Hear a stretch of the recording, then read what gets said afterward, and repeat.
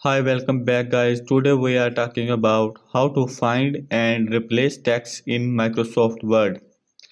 If you want to find and replace your text in Microsoft Word, then keep watching the complete video.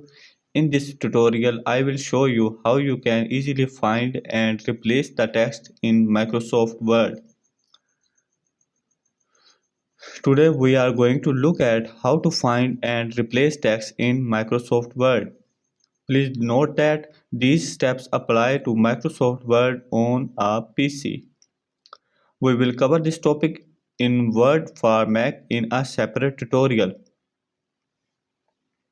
To begin finding and replacing text, select the Home tab in the ribbon and then select Replace in the Editing group. When the Find and Replace dialog box appears, type the text that you want to find in the Find What text box. When the Find and Replace dialog box appears, type the text that you want to find in the Find What text box.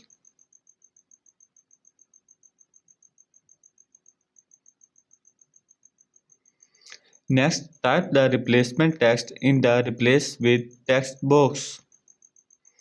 When you are finished typing, select the More button to expand the dialog box. And from there, select a direction option in the search menu. All searches the entire document. Down searches below your current cursor placement and up searches above your current cursor placement.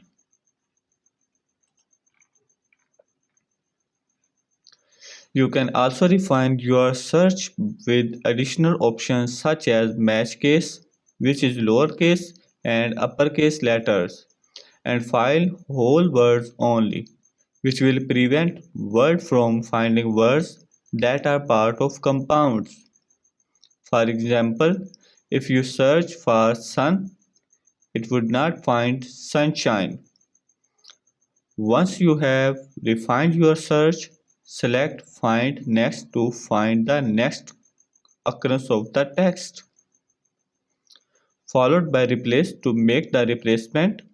When the search is finished, select the OK button in the dialog box.